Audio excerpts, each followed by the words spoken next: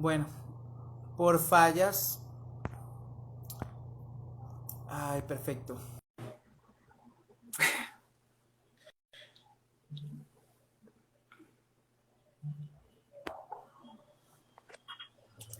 Giovanni, no quería finalizar sin la parte más importante, de verdad.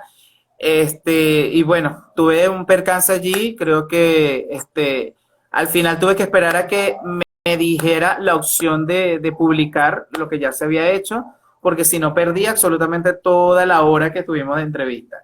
Entonces, esta segunda parte quería ya sintetizar un poco con esa meta, que creo que te estaba preguntando que si esa meta tú la ves muy lejana, ves que realmente pueda ir encaminada, qué es lo que hace falta desde el punto de vista desde las organizaciones, desde el activismo de Venezuela, qué es lo que demanda tú como persona, como activista, como sexo diverso, como persona LGBTI.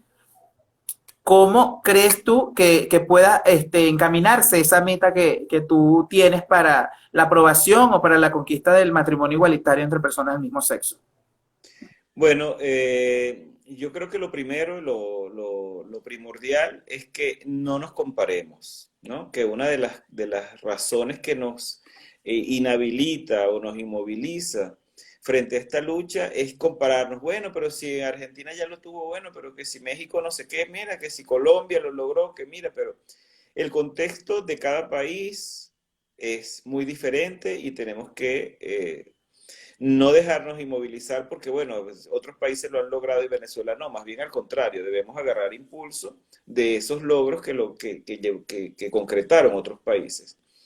La realidad venezolana es muy distinta, sabemos que estamos sumergidos en unas décadas de mucho conflicto político en el país que ha polarizado a nuestra sociedad y que esa polarización ha logrado desarticularnos. Además, entonces ahora tenemos un proceso migratorio grandísimo que desarticuló también muchas organizaciones y una pandemia que no es para subestimar, ¿no?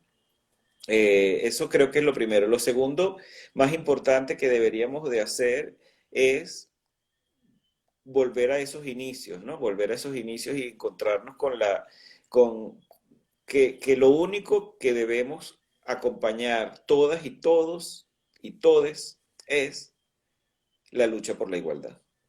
Y que esas diferencias políticas partidistas, que son básicamente las que nos están separando desde hace algunos años y que no nos están dejando actuar en coherencia con el objetivo, no sigan siendo obstáculos para nuestra lucha. Aliarnos más allá de nuestras diferencias particulares, de nuestras visiones particulares, porque si bien Tamara Adrián, por ejemplo, siempre dice que estamos en la cola de los países de Latinoamérica, ella repite mucho esa frase, ¿no? Estamos en la cola de los países de Latinoamérica en materia de derechos LGBT. Yo creo que hay otros países que están mucho más atrasados en otras victorias y en las luchas LGBT también particularmente, y Venezuela en algunas está mucho más avanzada que en las luchas LGBT. Pero yo siempre creo más en esta otra frase, que es que estamos en la cola del activismo LGBT en Venezuela.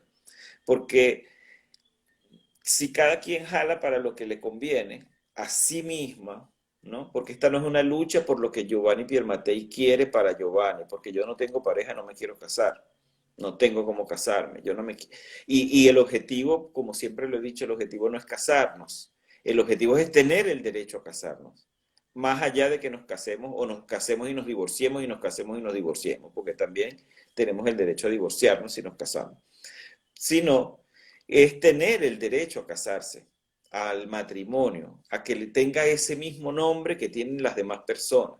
Cuando comenzamos a tener luchas distintas porque nos conviene políticamente o porque nos conviene estratégicamente o como lo decían por allí en alguna emisora de radio en estos días que lo oía con una entrevista que le hacían a un amigo, y la periodista le decía, pero es más fácil, ¿por qué llamarlo matrimonio? Si matrimonio es una palabra que crea mucho resquemor en el tema de la iglesia y los asuntos religiosos y no sé qué, ¿por qué no le dan otro nombre?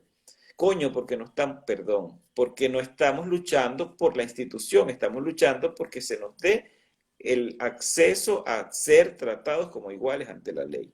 Entonces, si no estamos claros en que la lucha es por la igualdad, no por los caprichos de uno, porque hay algunas personas se quieran casar. Bueno, tienen su derecho, su legítimo derecho a querer casarse. Pero mientras no se logre la igualdad de derechos para todas las personas, no vamos a concretar nada en común. Mientras estemos separados en luchas parceladas por los intereses particulares de cada una de las personas, pues nunca vamos a lograr el objetivo concreto. Entonces yo creo que es un tema de que además no solamente basta con ser gay, lesbiana, bisexual, transgénero, transexual para ser activista tenemos que formarnos, tenemos que estudiar y trabajar todo eso, trabajarnos nosotros mismos, deconstruirnos nosotros mismos. El patriarcado nos transversaliza, la misoginia nos transversaliza, los LGBTI odios nos transversalizan a gays y a lesbianas por igual, porque fuimos creados en la misma sociedad. Entonces tenemos que trabajarnos, deconstruirnos nosotros, y nosotros, y nosotras, y nosotros, tenemos que deconstruirnos para poder darle mayor fuerza a esta lucha y combatir. El enemigo no son las personas, ni son los gobiernos, ni son, no, el enemigo es uno solo, es el patriarcado. Es el sistema social que reina en todo el mundo eurocéntrico y eurocristiano. Entonces, no nos veamos como enemigos y enemigas, quienes estamos de un lado porque de un partido político, de otro partido político, porque estamos de una ideología religiosa o porque creemos que el matrimonio es una institución patriarcal que viene. No, el tema es que esa es la institución que hay y es la institución que hay que agregar. Entonces yo creo que esos son los dos factores más importantes que tenemos que tomar en cuenta para lograr llevar con éxito y ejecutar esto. Entonces le echamos siempre la culpa al gobierno. Pero ¿y qué pasa con nosotras y nosotros, quienes estamos haciendo la fuerza? ¿Acaso no pasaron las mismas situaciones las personas que lucharon por estas mismas demandas en otros países? O sea, los gobiernos, los gobernantes, los diputados, los magistrados, las magistradas, esa gente también fue educada en el mismo sistema, la de Argentina, la de Perú, la de Holanda, fueron criadas iguales. Sin embargo, los activismos alzaron y supieron llevar con argumentos válidos su lucha hasta concretarse. Entonces creo que nos falta argumentos, nos falta unidad y nos falta trabajar la deconstrucción individual de todas las activistas del país. Socialmente, Giovanni, ¿cómo ves tú la aceptación, cómo ves tú la tolerancia del ciudadano común en Venezuela con respecto a ya hace más de 20 años? ¿Cómo crees tú que ha evolucionado? ¿Permanece o merma todavía la misma ignorancia, por decirlo de alguna manera, o intolerancia de la sociedad? ¿O se ha hecho algo el activismo hoy en día que ha mitigado un poco, que ha educado un poco la sociedad? Te lo digo porque hay un movimiento, o no movimiento, sino la población LGBTIQ de Venezuela en el activismo se ve muy acéfala a las coyunturas, que obviamente en términos estratégicos siempre ha habido una apertura o una disposición o una voluntad política que no ha sido aprovechada del todo porque efectivamente hace falta, ¿cómo te explico? Fuerza, masa. Es decir, aquí el sexo diverso, la persona LGBTIQ, no se siente perseguida para nada. A veces yo me he conversado y yo hablo ahora como activista y digo, hay personas que nunca se sienten como que perseguidas, como ha pasado en otros países de Latinoamérica, que de alguna manera las leyes hacen o hacen que la persona viva conforme y no se sienta totalmente expuesta. ¿Crees tú que esto ha sido producto a qué? No sé si me logro explicar. Bueno, creo que sí, creo que sí te estás explicando y te voy a dar dos respuestas. Creo que hay dos respuestas allí, porque uno es la sociedad y otro son los gays y las lesbianas y los trans y todo eso. Entonces, siempre he hecho este cuento. Cuando nosotros salimos por todo el territorio nacional, que solamente nos faltaron 3 estados para recoger las firmas por el matrimonio civil igualitario, allá en el 2013, 2014, ¿sabes? 2012, 2013, que fueron los años en los que estuvimos haciendo todo este trabajo de promoción por el matrimonio civil igualitario en Venezuela, nos sorprendía gratamente que la mayoría de las personas que firmaba eran personas no LGBTI, ¿sabes? Eran personas que tenían hijos e hijas LGBTI, que tenían sobrinos, conocidos, compañeras y compañeros de trabajo que formaban parte de esta población vulnerada y la reconocían vulnerada y firmaban para que se dejara de vulnerar a esas personas, ¿no? Porque las reconocían tan ciudadanas como ellas. Entonces, estamos en 2021, o sea, casi hace 10 años fue eso, ¿no? Que casi 10 años recogimos la firma. Fue 2000, hace 8 años. Hace 8 años ya tú veías que había un cambio en la sociedad, una percepción distinta de la homosexualidad, de la bisexualidad, de la transgeneridad, por parte de la población no LGBTI. Éramos personas mucho más respetadas y yo creo que eso, con todos los daños que puede causar la globalización, ha sido respuesta de ese proceso globalizador que ha hecho que las personas se enteren de que estas cosas suceden en otros países, ¿no? Y que algunos que otros medios en Venezuela han visibilizado esa acción de otros países en nuestro país, de tal manera que se llevaba a las mesas de los comedores, a las salas de estar de la gente, a los porches de la gente, a los encuentros de la gente y hablaban de estos temas. Y se daban cuenta, bueno, se deconstruían de cierta forma. Bueno, sí, pero fulanito es gay, pero ¿qué tiene eso de malo? Pues él tiene su pareja y tiene 20 años con él, ¿sabes? Y entonces como comenzaban a hablar de esto. Y yo creo que sí, hay muchísimo más respeto hacia la diversidad. A mí no me gusta llamarle aceptación, porque la aceptación es algo que uno, que es más individual, que es más personal. Yo me acepto a mí mismo, tú te aceptas a ti mismo. Es un proceso particularmente individual. Yo creo más en el respeto. El respeto es algo que va de ti hacia afuera, no hacia adentro. También te tienes que autorrespetar, pero el respeto es una proyección que haces tú hacia afuera con base en tus principios y valores. Entonces yo creo que ha avanzado muchísimo nuestra sociedad en función del respeto y creo que también que los gobiernos, por ejemplo, cuando el presidente Chávez hizo una convocatoria para que la población, como él la llamaba, sexodiversa, ¿no? Acudiera y formara parte del plan de la patria. Eso fue una cosa que no podemos subestimar, ¿no? Porque lo dijo un presidente de un país, más allá de todos los cuestionamientos que pueda haber recibido ese presidente en aquel entonces y hasta entonces, ¿no? Esa convocatoria pública, que incluso se llegó a besar con una trans en Brasil, ¿no?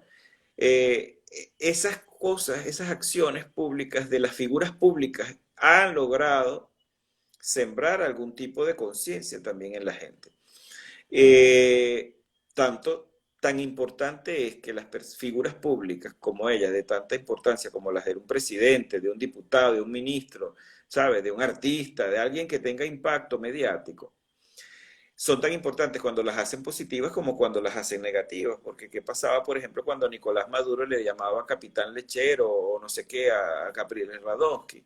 ¿Sabes? En ese momento la homofobia, el homodio, todas esas eh, eh, odios a las diferencias que hay todavía en muchas de las personas, se despertaban, porque entonces veían también que si el presidente dice eso, ese presidente al que yo venero, ese diputado, ese ministro, ese periodista a quien yo venero, dice algo malo contra alguien que yo creo que está malo, entonces perfecto, entonces encaja con mi imaginario y por lo tanto lo respaldo y le da fuerza. Entonces, creo que eso ayudó mucho y también a ¿cómo se llama? Ha retraído también en algún momento, sobre todo las declaraciones que fueron con mucha frecuencia emitidas por Nicolás Maduro, ¿no? Por lo tanto, creo que la sociedad ha avanzado. Y por consiguiente, así como afectó a la sociedad en general, la sociedad no LGBTIQ, la población LGBTIQ también, ¿sabes? Porque se vio, cónchale, el presidente dice eso, significa que yo no estoy tan enferma, yo no estoy tan depravada, yo no soy tan, ¿no? Más todo el proceso globalizador que ha logrado también llegar al alcance de cualquier persona. El que mucha gente haya podido tener celulares, ¿no? Acceso a redes sociales, esa cosa que te mantiene informado y hasta desinformado, a pesar de que estés muy informado, estás desinformado. Eso ha contribuido a que la gente sepa que, mira, yo tengo dignidad. A mí me tienes que respetar y que salga a la calle a defender de la forma en que siente que tiene que hacerlo, su dignidad.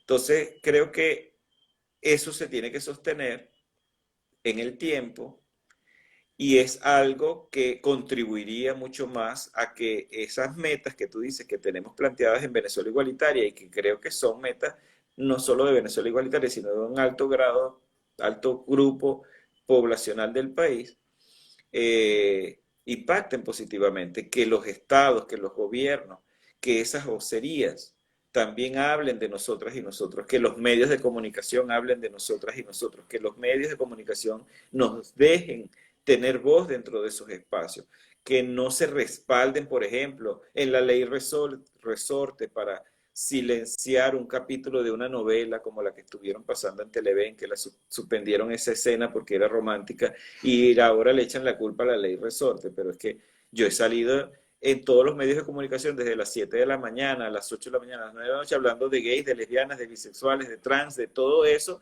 y nunca la ley resorte me ha censurado. Entonces van a censurar una novela, ¿no? Yo creo que se respaldan en eso, pero están respaldando su propia homofobia. Entonces hace muchísima falta el acompañamiento de esa voluntad política de esa gente que está en esas posiciones de poder y que quienes estén en contra de esas posiciones de poder, como por ejemplo Iris Varela, que dio esa declaración, ella está en contra del matrimonio igualitario, se tiene que quedar calladita, ¿entiendes? Que calladita se ve más bonita. Esa es su postura personal, esa no puede ser su postura política porque ella defiende derechos humanos.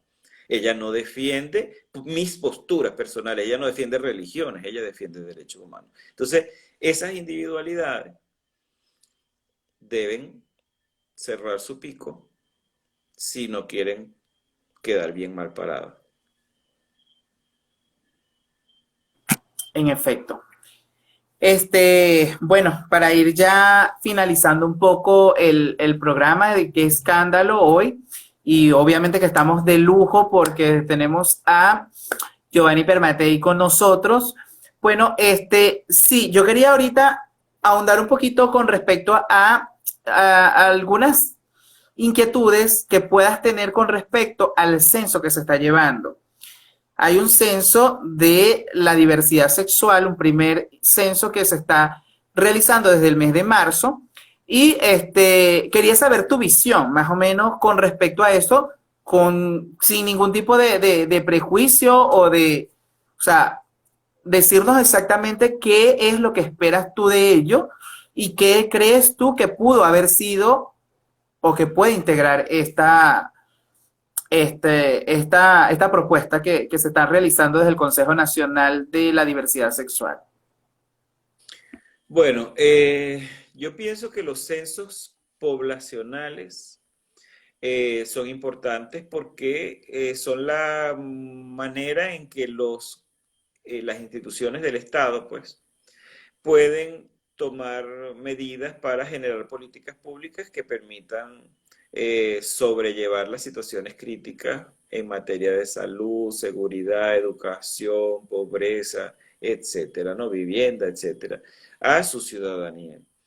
Eh, Creo que el censo poblacional LGBTIQ que ustedes están llevando debería haber sido solicitado, se hiciera dentro del censo nacional que está haciendo el INE, ¿no? No sé si todavía se llama INE, el Instituto Nacional de Estadística. Este, para que tuviera como la posibilidad de generar políticas públicas desde el mismo espacio de las instituciones del Estado. Siento que cuando las personas de las instituciones del Estado que tienen posiciones de poder, como por ejemplo la Asamblea Nacional, el Ejecutivo Nacional o el Tribunal Supremo de Justicia, nos pide que nos cuenten para poder tomar decisiones, es una medida, primero, no estudiada. Porque ¿cómo tú le pides a una población que se cuente cuando es incapaz de hacer una denuncia por violación de sus derechos humanos? Porque toda la vida ha crecido creyendo que es inhumana, que es poseída por el demonio, que es una depravada, que es una pervertida, ¿sabes? Esa persona siente miedo, siente culpa. La mayoría de las personas LGBT sentimos miedo, culpa y vergüenza. Estábamos hablando hace ratico una gran cantidad de gente que sale a la calle y exige respeto a su dignidad. No importa si la violentan, no importa si la escupen, no importa si se ríen de ella, pero ella da la cara. Pero esa es un ínfimo porcentaje de personas que deciden salir a la calle y dar su cara, ¿no? En especial las personas trans y en especial las mujeres trans, ¿no? Que no pueden dejar de ser quienes son.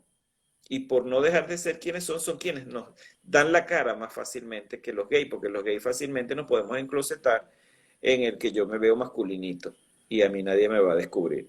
Pero una mujer trans, ¿cómo no la van a descubrir? Ella es mujer, ¿sabes? Ella se expresa como mujer, ella siente como mujer y ella vive como mujer.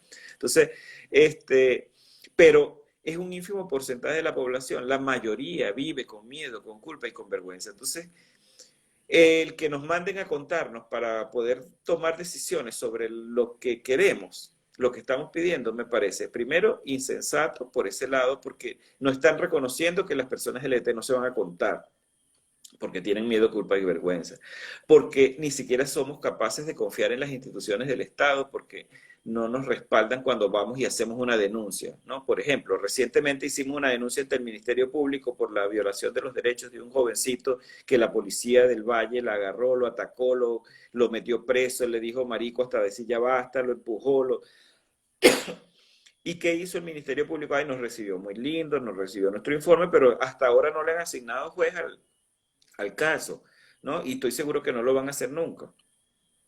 Porque nos reciben bonito para verse inclusivos, pero realmente no están tomando decisiones. Entonces tú no terminas confiando en las instituciones del Estado. Si no confío para que me defiendan, no voy a confiar para que hagan alguna medida hacia mí. Entonces yo creo que quizá el censo es interesante, esa propuesta es algo interesante, yo creo que te lo dije en el momento en que la lanzaron. Es una propuesta interesante, si naciera de nuestro propio deseo de hacer un trabajo desde adentro, de nuestro propio deseo como población, como movimientos LGBT, para darle respuesta a la situación de las personas LGBT. Pero si es para actuar ante el Estado y decirle, mira, aquí nos contamos, somos 2000, ¿no? Eso no tiene sentido, porque las personas tenemos derechos humanos, aunque una sola sea diferente. ¿Sabes? Si nace un niño azul, el artículo 22 de la Constitución dice que cualquier derecho humano que nazca en cualquier momento también está acogido dentro de la Constitución. Si nace un niño azul, ese niño azul ya tiene derechos humanos por el artículo 22 de la Constitución, aunque sea un solo niño azul. Entonces no tenemos que contarnos para que nos den derechos. ¿Sabes? Es como que intenten mujeres violadas para poder decir que esas mujeres, que sí existen mujeres violadas. Perdón. Bueno, sí, ciertamente entiendo perfectamente eso. Fíjate, algo que quería, bueno, aprovechando obviamente esto, Giovanni, nosotros en primera instancia sí vamos a recibir el apoyo institucional para el censo. Esto se postergó debido a varias coyunturas políticas y partidistas que no se dio las los tiempos para poder establecer este mecanismo de alianza con la institución y en este caso con el INE. Y ya proyectado esta propuesta que nace directamente desde el Consejo como conglomeración de varias organizaciones, eh, veíamos con vulnerabilidad otorgar exactamente toda esta responsabilidad a una institución o dos.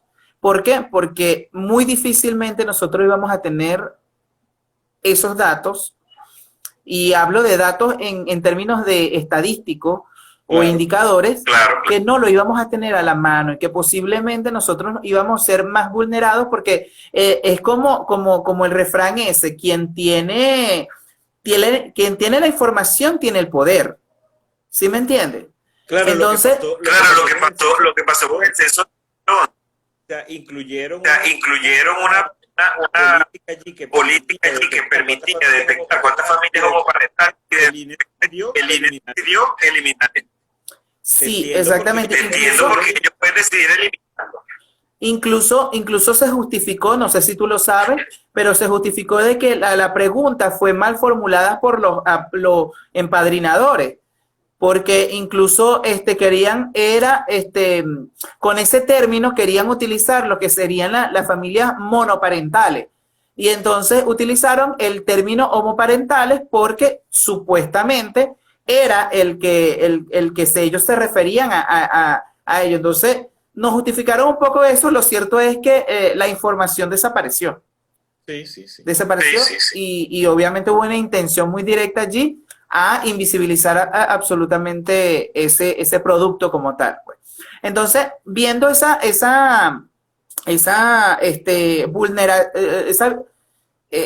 recelo que pudiésemos tener como movimiento al no tener la información, al no tener las estadísticas, no tanto para saber cuántos somos para poder otorgar algo. Ciertamente nosotros como organizaciones, como activistas, merecemos saber exactamente a qué dimensión podemos nosotros llegar abiertamente. ¿Por qué? Porque es como yo se lo he explicado de cierta manera a varias personas. Un censo tiene que ser un poco detallado, sin embargo es integral, las fórmulas que se están manejando a través de ello, más no es una encuesta, porque una encuesta obviamente es relativa. Una encuesta puede ser ambigua en su respuesta como tal, pues, pero en el término del censo se considera de alguna manera tener esa realidad como tal de una persona que voluntariamente quiera registrarse y decir, bueno, yo comprendo de que sí existe esta particularidad y necesitamos de alguna manera saber que, que existe, porque es esto va a ser y ha sido, te lo digo y te lo confieso, Giovanni, esto ha sido una cachetada para las instituciones que no se esperaban que nosotros íbamos a salir adelante con el censo. Y a pesar de que ha sido muy mitigado, muy paso a paso, porque ya va a tener un tiempo de proceso, o sea, no es que, mira, es un censo de un mes y ya, no, tienes un proceso, tienes unos pasos que se van a ir haciendo las adecuaciones más adelante según los indicadores que se vayan realizando. Sin embargo, creo que ha tenido mucha receptividad, sobre todo con la respuesta, sobre todo con los indicadores que se han obtenido hasta ahora. Entonces, yo pregunto en este momento a ti, Giovanni, teniendo obviamente esa visión un poquito más clara, de acuerdo a esa voluntariedad de hacer el censo, ¿crees que no sea importante esta información? Que tú la requieras de alguna manera en algún momento. No, de hecho, es sumamente importante. Te lo dije cuando la lanzaron. Parece que es una iniciativa importante. Pero lo que me parece es que no va a ser tan certera, ¿sabes? No va a acumular el número de respuestas que necesitamos. Si lo manejamos sin un propósito muy claro y definido. Por ejemplo, si hiciéramos ese censo para hacer un trabajo de investigación en el que se garantiza la confidencialidad de la data, la confidencialidad de la data. Por ejemplo, yo te voy a echar un cuento, cuando nosotros recogimos firmas por el matrimonio igualitario, ¿verdad? ¿Qué datos pedíamos? Los nombres, las cédulas. ¿Qué te dije? La mayoría de las personas que firmó eran las que no eran LGBT. Y estamos hablando de hace 8 años atrás, cuando el clima político no era tan intenso, ¿no? Donde nos logramos unificar esos movimientos que unos eran contra el gobierno, otros eran a favor del gobierno, otros no importaba, eso no importó mucho al final y se recogieron apenas 21.000 firmas, pero de las 21.000 firmas se recogieron la mayoría, el 70% eran de las familias y de las amistades de las personas LGBTI, no eran personas LGBTI. Y las personas LGBTI que firmaron y muchas dieron las cédulas malas. ¿Por qué? Porque no confían, tienen miedo, ¿sabes? Y ese miedo, si tú le garantizas que ese dato de la cédula, por ejemplo, que es tan delicado, no va a ser utilizado para ningún otro fin, porque si tú lo haces como con fines de investigación, tú tienes a unas leyes que te pueden caer encima si tú haces visible ese dato, ¿no? Si es con fines de investigación, una investigación que está enmarcada en un proyecto de la Universidad Bolivariana de Venezuela, de la Universidad Central de Venezuela, de la Universidad de los Andes, de cualquier universidad, eso tiene como una garantía, un respaldo de que esa data no va a ser utilizada para nada. Entonces, creo que no va a ser muy confiable el resultado. Primero, como te dije, porque la mayoría no va a llenar eso porque tienen miedo. La segunda no lo va a llenar porque desconfía de qué van a hacer con su cédula, ¿no? Y entonces al final vamos a recoger una data de, no sé, de un 5% de las personas LGBTI que viven en Venezuela. Tendríamos que tener un equipo de especialistas que puedan hacer una análisis estadístico de eso y proyectar, bueno, estas 5.000 personas firmaron por tal cosa. Eso significa que hay unas 25.000 personas más que no firmaron, o sea, son 30.000, ¿no? Por decir una cantidad X, ¿no? Que hagan ese tipo de análisis estadísticos, pero que jamás ni nunca se han utilizado sus datos personales para eso. Yo creo que la campaña para que ese impacto, ese ascenso sea sustancialmente impactante, es que se haga una buena campaña de confianza en ella, que genere confianza en que al dar sus datos eso va a quedar inutilizado. Por ejemplo, hay sistemas automatizados, ¿sabes? El formulario es algo no muy, no muy seguro, no muy seguro. Yo puedo utilizar sistemas informáticos que me permitan que se oculten datos, que ni siquiera quienes administran las bases de datos puedan ver algunos datos, ¿no? Pero que, bueno, ahí está registrada la cédula, pero esa no la podemos ver, por ejemplo.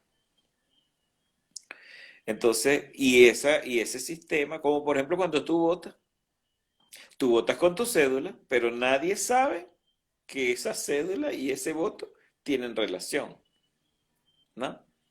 Entonces, hace falta así como darle estructura o hacer un sistema, una campaña que genere mucha confianza en la gente. Y quizás así logremos que eso, y me gusta que lo tengan pensado, que no, eso no va a durar 3 meses el censo. Sí, eso me gusta mucho también porque es permanente en el tiempo y hace como que, bueno, la gente a lo mejor va cambiando de opinión y puede sumarse, ¿no? Y, no, y puede cambiar de opinión y retractarse, pero a lo mejor no lo va a hacer, ¿no? Ya no va a poder retractarse de aparecer en el censo, ya participó. Este, creo que es eso, o sea, cuando yo lo conversé con algunas personas, lo primero que me decían era, pero es que yo no quiero dar mi cédula, ¿sabes? Yo me quisiera contar, pero yo no quiero dar mi cédula. Entonces, y claro, y sin la cédula no, no tampoco, porque cuando recogimos la firma fue lo mismo, ¿sabes? Pero ¿qué hacía la gente? Ponía una cédula falsa, ¿no? Entonces, es, es difícil en estos momentos hacer eso, ¿no? Yo entiendo, la iniciativa es interesante y es importante, pero que vaya a tener mucha trascendencia ahorita. No, no lo creo porque hay mucho miedo y mucha desconfianza por parte de la gente. Vale. Bueno, gracias de verdad, Giovanni, por todas esas referencias, por vivir con nosotros, o revivir más bien esos anécdotas y esas historias que, han, que han sido parte de tu vida y que bueno, ahora es parte de todos nosotros y de las personas que vayan a ver esta entrevista. En la primera y la segunda parte le recordamos que hay dos Ay, Dios. partes y que efectivamente van a estar allí guindadas en internet y que bueno, de alguna manera por aquí saludamos a Javier Ávila, que está en Argentina también, quien estuvo también de invitado la semana pasada. Y que bueno, vamos a estar conversando de cosas más jocosas también más adelante. Posiblemente vengan por allí un programa especial, creo que para el día lunes o martes, es que viene ya el lanzamiento de Orgullo desde Casa. Orgullo desde Casa, que como saben, ya en tiempo de pandemia no podemos hacer actividades masivas, no se puede hacer una marcha, no se pueden hacer actividades súper presenciales, y entonces, bueno, hay que ingeniársela de alguna manera, pero sí, en efecto, ya nosotros estamos encaminados para eso. Incluso este domingo creo que va a haber una reunión vía virtual abierta a todas las organizaciones para que dé su visión y pueda de alguna manera relacionarse con todas estas actividades que van a surgir con respecto al mes del orgullo y rebeldía, dignidad de las personas LGBTIQ. Por cierto, Giovanni, no sé, no me recuerdo, pero creo que encargué a alguien que te llevara una estatuilla de Premios Dignidad. No sé si te la hizo entrega. Entonces, no, es muy importante eso, porque nosotros, todas las estatuillas fueron físicas. Aparte de eso, fueron físicas y fueron enviadas. Entonces, voy a hablar con la persona que se encargó para que se te la hiciera llegar, a ver qué sucedió allí, porque fuiste una persona un referente muy importante en los premios pasados. Y de verdad me alegra bastante que hayas posteado nuestra imagen en tu perfil también, reconociendo obviamente esta otra iniciativa también que hace más que nada valorizar los esfuerzos y la visibilidad de nuestras personas y nuestras personalidades a nivel nacional incluso. Y que le echaron un Y que le carro, echaron un carro, ustedes con ese ustedes trabajo con ese, el año pasado, sí. Me parece que es un me esfuerzo parece que es un esfuerzo que lo sigan que lo sigan. repitiendo en pandemia, que lo sigan, que lo continúen durante la pandemia, ¿no? Que bueno, no nos Que queda bueno, de otra que no hacer nos las queda cosas de digitales. Nosotros, por ejemplo, la Expo por la diversidad sexual no la hemos podido hacer digitalmente porque requiere demasiado esfuerzo, ¿no? Pero ustedes sí, siguieron su premio Dignidad y sí hicieron el tema de orgullo en pandemia por digital. Creo que se merecen el reconocimiento también. Y yo creo que lo que pasó con la entrega de la estatuilla, para que no vayas a regañar mucho a la persona que le diste la estatuilla, es que yo me quedé atrapado en Maracay, recuerda. La pandemia a mí me dejó atrapado en Maracay. Y yo creo que sí como que me contactó a alguien para decirme que me iba, que tenía eso para dármela, pero yo estaba en Maracay. Pero bueno, ahorita me la puede dar porque estoy en Caracas, ¿viste? Está bien, está bien, está bien. Bueno, sí, varios proyectos quedan allí pendientes y bueno, gracias, gracias. Bueno, danos un mensaje a toda la población, en especial a la población LGBTIQ. Danos un mensaje, el que tú quieras, obviamente, y bueno, despídete, obviamente, de nuestros oyentes, nuestros visores, todas las personas donde vayas a llegar de aquí hasta donde permanezca estas entrevistas. Bueno, el mensaje creo que lo voy a centrar en el hecho de nuestro eslogan, ¿no? El derecho a vivir sin miedo, culpa ni vergüenza. Y justamente porque fue lo último que hemos estado hablando. sea, vivir con miedo, con culpa y con vergüenza no es fácil, ¿no? Vivir con miedo a ser agredido por ser como eres, vivir con miedo a ser agredido por ser diferente, vivir con la culpa de ser diferente porque es tu culpa, porque tú puedes cambiarlo, ¿no? Y avergonzarte de ello no es fácil. Y entendemos que todavía existen muchas razones para vivir con miedo, culpa y con vergüenza, pero tratemos de avanzar en quitarnos esos miedos. Porque esos miedos, esas culpas y esas vergüenzas terminan eh, siendo un paso atrás en la lucha de los movimientos que estamos tratando de hacer cosas para el bien colectivo, ¿no? Como por ejemplo la encuesta, el censo, ¿no? Ese censo que me parece maravilloso e importante, se ve afectado porque, bueno, las personas vivimos con esos miedos, ¿no? Y si le suman los otros miedos, los políticos, no sé qué, los religiosos, tal y qué sé yo, eh, pues mucho peor. Entonces yo creo que la invitación es que trabajemos esos miedos, trabajemos esas culpas, trabajemos esas vergüenzas. ¿Cómo? Bueno, informándonos, acercándonos a las organizaciones que estén más cercanas a ustedes, viendo este tipo de transmisiones que se están haciendo a través de las redes sociales, de cualquier organización, la de Franco, la de El Reflejo, la de Bases Lésbicas, la de quien quiera que esté haciendo este tipo de actividades, que se acerque para que vaya respetándose, porque ese miedo, esa culpa y esa vergüenza es porque nos irrespetamos, porque nos enseñan a irrespetarnos, a no querernos a nosotras y a nosotros mismos. Entonces, creo que es un buen camino para vencer esos miedos y bienvenidos serán en los logros que vayamos a ir consiguiendo a través de las iniciativas que podamos tener desde cualquiera de nuestras trincheras de lucha.